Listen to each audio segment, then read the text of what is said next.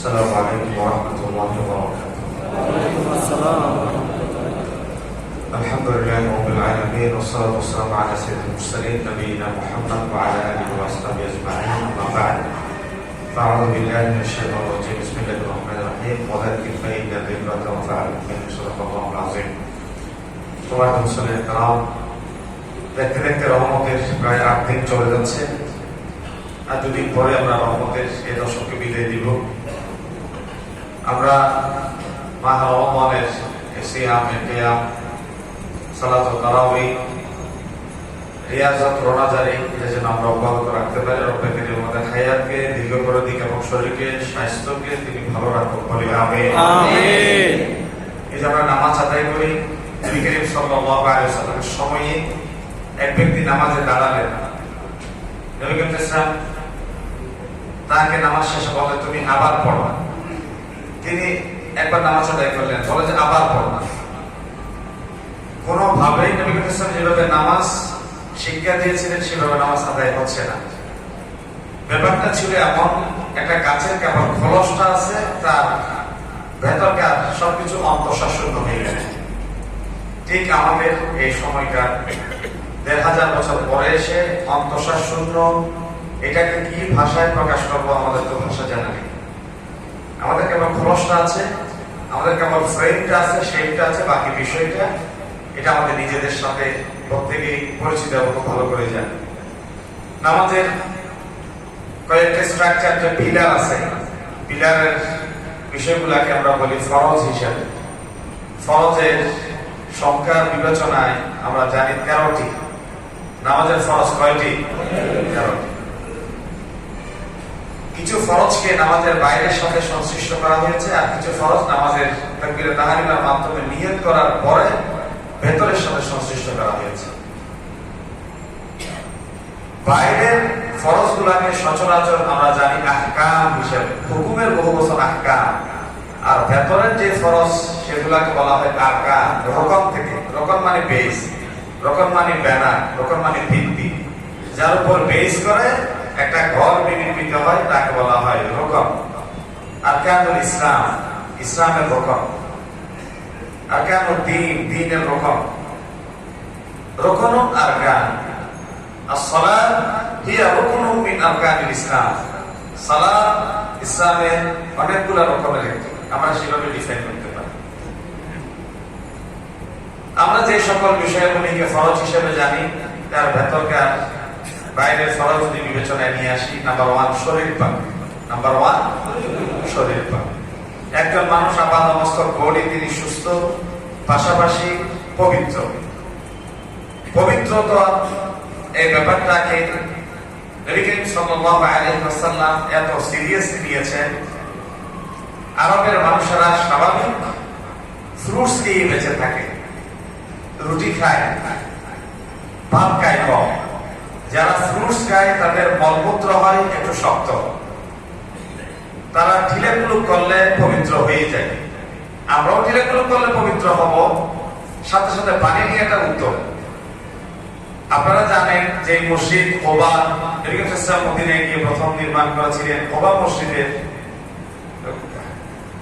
যে মসজিদটা আমার নবী নির্মাণ করেছিলেন প্রথম, সেই কোবা মসজিদ কেউ যদি 2 রাকাত নামাজ পড়ে, তাহলে আল্লাহ তাআলা তার আমলনামায় 2 রাকাত নামাজের ভেতর দিয়ে একটা মকবুল ওমরার সওয়াব দিয়ে দিবেন। সুবহানাল্লাহ। এই কোবা মসজিদ যেই এলাকাকে ঘিরে নির্মিত, কোবাবাসীরা ছিল একটু ব্যতিক্রম। তারা পবিত্রতা অর্জনের ব্যাপারে ঢিলেগুলোকে ব্যবহার করত, পাশাপাশি পানি ব্যবহার করত। আল্লাহ তাআলার কাছে বিষয়টা এতই ভালো লেগেছে, কোরআনুল কারীমের একটা আয়াত নাযিল করে দিলেন, ফীহি রিজালুন ইউহিব্বুনা আন ইয়াতাতাহহারু। মানুষের ভেতরে কেউ কি এমন আছেন যারা পবিত্রতাকে বেশি ভালোবাসে? আল্লাহু ইউহিব্বুল মুতাহহিরিন। যারা পবিত্রতাকে ভালোবাসে, আল্লাহ তাদেরকে ভালোবাসে। তো সাহাবায়ে কেরামরা স্বাভাবিকভাবে একটু আশ্চর্য হয়ে গেলেন, রাসূলুল্লাহ আমাদের ভিতরে তাহলে অপবিত্রকে? একটা প্রশ্ন এসে যায় না? পবিত্রতাকে আল্লাহ তাআলা ভালোবাসে, যারা পবিত্রতাকে ভালোবাসে তাদেরকে আল্লাহ ভালোবাসে। তাহলে আমরা তো সবাই মিলে পবিত্রতাকে ভালোবাসি। স্পেশালি এই কোন গোত্র, কোন বিশেষ গোষ্ঠীকে নিয়ে তো নাযিল হয়েছে, তারা কারা? নবী করিম সাল্লাল্লাহু আলাইহি ওয়াসাল্লাম পরে ব্যাখ্যা করলেন তারা হচ্ছে কোবাবাসী। বলে যে পার্থক্য কি আমরা তাদের ভেতরে? বলে যে কোবাবাসীরা ওয়াশরুমে যাওয়ার পরে শুধু ঢিলাগুলো ব্যবহার করে না, তার সাথে পানিও তারা ব্যবহার করে। আল্লাহ তাআলার কাছে বিষয়টা এতই ভালো লেগেছে যে তাদের পবিত্রতার ব্যাপারে প্রেসক্রিপশন দিয়ে সরাসরি কোরআনের আয়াতে নাযিল করে দিয়েছে। সুবহানাল্লাহ। তাহলে পবিত্রতার ব্যাপারটা এটা তো পজিটিভ কথা বলা, একটা নেগেটিভ কথা বলা। নেগেটিভ কথা হচ্ছে পুরুষের যৌনাঙ্গের মেডিকেল সায়েন্সের পরিমাপ হচ্ছে 16 সেন্টিমিটার। পুরুষের লজ্জাস্থানের যে নার্ভটা আছে সেটা 16 সেন্টিমিটার মেডিকেল সায়েন্স বলে। এটা 16 সেন্টিমিটার ভাঁজ হয়ে আস্তে আস্তে একটা নির্দিষ্ট পরিমাণে যখন এসে যায় তখন নার্ভগুলো বাস হয়ে যায়। এই বাস হয়ে যাওয়ার কারণে মানুষ যখন প্রস্রাব করে সাথে সাথে পানি ঢেলে দেয় তখন প্রস্রাবের যে ফ্লো থাকে সেটা বন্ধ হয়ে যায়। প্রস্রাবের যে কণাগুলো থাকে এই আপনার বাজে ছোট ছোট কণাগুলো ওখানে স্থির হয়ে যায়, বসে যায়। আপনি যখন উজু করলেন, উজু করে নামাজে দাঁড়ালেন, রুকুতে সিজদায় মাঝে মধ্যে কাশি দিলেন, দেন না? দিলেন।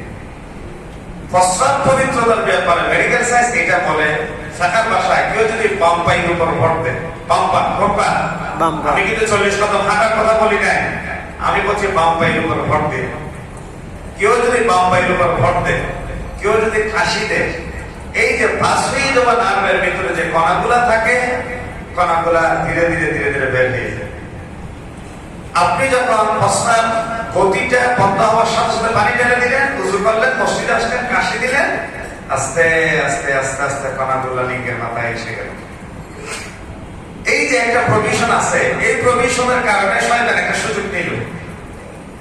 আবার পজিটিভের দিকে আসছি, কি সুযোগ দিল? মাঝে মধ্যে অনেক মুসল্লিদের ভিতরে অনেকে, গতকাল একজন ভাই জিজ্ঞাসা করছেন আমার কাছে এসে, বলে যে হুজুর আমি প্রস্রাব করে আমার মানসিকতা আমি মুতমাইন বলা, আমি আর কি মেন্টাল স্যাটিসফ্যাকশন, মানে আমি অত্যুর স্থির যে আমার আর প্রস্রাবের কণা নাই, আমি খুব ভালো করে পরিষ্কার করেছি, তারপরেও মনে হয় যেন আমার লিঙ্গের মাথায় একটু প্রস্রাব মানে আসছে নামাজে। এই যে একটা প্রভিশন আছে আশা, আপনি মুতমাইন হওয়ার পরেও যদি এরকম প্রস্রাব আসছে মনে হয়, শরীয়ত আপনার ব্যাপারে ডিসিশন দিয়েছে প্রস্রাব করে উঠে ভালো করে পবিত্রতার পরে বদনা থেকে একটু পানি নিয়ে ছিটাই দেন। নামাজের ভেতরে শয়তান যখন আপনাকে ওয়াসওয়াসা দিবে তখন আপনি মনে করবেন এটা ওই যে ছিটানো পানি গড়িয়ে পড়ছে। সুবহানাল্লাহ বলবেন না? আবার এখানে ওই বনি ইসরাইলের মতো করা যাবে না, শনিবারে মাছ ঢুকলো সন্ধ্যায় বন্ধ করে দিলেন, রবিবারে মাছ যাওয়ার সময় আপনি ধরলেন, এটা করা যাবে না। তার মানে আপনি পবিত্রতা না হইয়ে আপনি প্রস্রাবের ছিটাই পানি ছিটাই দিয়ে যদি নামাজে সত্যিই প্রস্রাব পড়ছে, আপনি যদি মনে মনে ভাবেন যে না এটা আমি পানি ছিটাই দিচ্ছি, পানি পড়ছে, এটা কি হবে? তাহলে আপনাকে একটা মাসালাও বলে দিই সাথে, মহিয়াতকে একটা মানুষ গোসল দেওয়ার সময় তা যখন ঢিলা করা তখন পবিত্রতা হয়েছে কি হয় না কেমনে ধরে নেবেন? আমি নিজে গোসলের সময়, নিজের ওয়াশরুমে গেলে, নিজের পবিত্রতার সময় নিজের ব্যাপারটা পরিষ্কার হয় না এই ধারণা থাকা পর্যন্ত কিন্তু আমি পানি ঢালতে থাকি, ঠিক না? এটাকে আরবিতে বলা হয় মুতমাইন। আলা বিযিকরিল্লাহি ফাতমাইন্নুল কুলুব ওয়ালাকিন্নাল্লাহা বিয়াতমাইন্না কলবি। এই যে একজন মানুষ, আমি আমার নিজের ব্যাপারে যতক্ষণ না মেন্টাল স্যাটিসফ্যাকশন আসছে ততক্ষণ যে আমি পবিত্রতার ব্যাপারে দূরের উপর আছি, ঠিক একজন মহিলাকে গোসল দেওয়ার সময় আপনি তার যখন ঢিলাগুলো করাচ্ছেন, পানি ঢালছেন, এইভাবেই করেন যে নিজের ব্যাপারে আপনি সন্তুষ্ট। তারপরে যদি মহিলা থাকে আল্লাহ, এটা আল্লাহ মাফ করে দিবেন।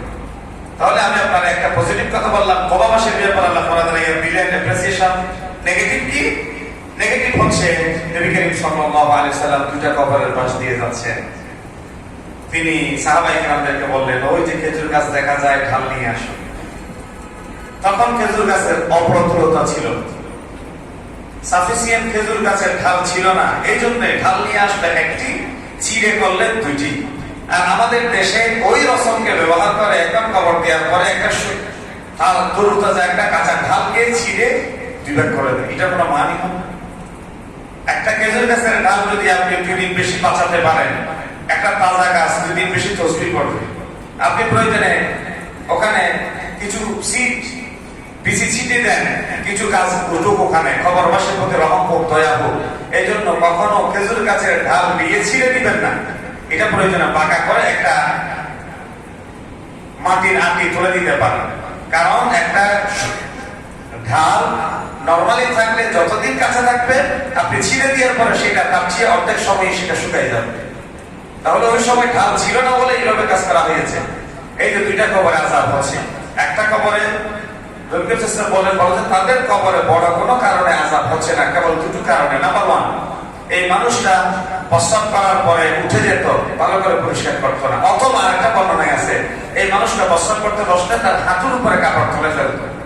বুড়োবুড়িদের ক্ষেত্রে দেখা যায় অনেক সময় বাজার থেকে থলে নিয়ে আসছে, হেঁটে যাচ্ছে, পতেঙ্গার দিকে যাচ্ছে, শহরের দিকে যাচ্ছে, এই মানুষটা প্রস্রাবের ব্যাগ আসাতে ইনি আল্লাহ বর্ষা করে বসে গেলেন। বসে যাওয়ার সময় পুরো মানুষ তো সেন্স নাই, এখন তার শত পাশ দিয়ে যত মানুষ আসছে সবার কবিরা গুনাহ হচ্ছে, হয় না?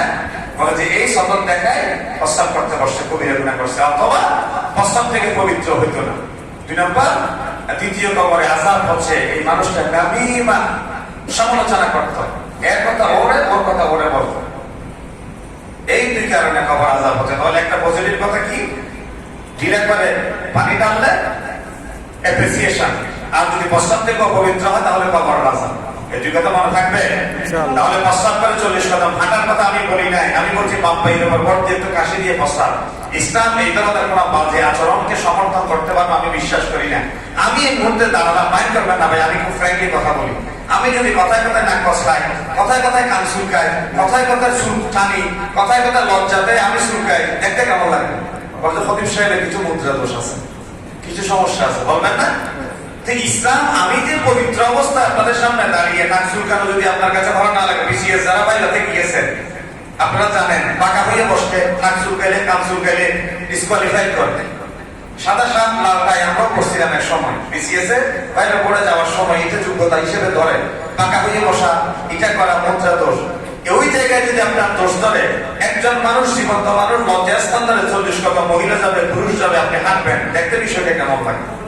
এই ধরনের একটা মিশ্রিত অন্তত ইসলাম অনুমোদন দিতে পারে। এই জন্য বলছি বাম পায়ের উপর ভর দিয়ে একটু কাশি দিয়ে ভালো করে পরিষ্কার করুন, এটাই আপনার জন্য যথেষ্ট হইল। আসসালামু আলাইকুম ওয়া রাহমাতুল্লাহ।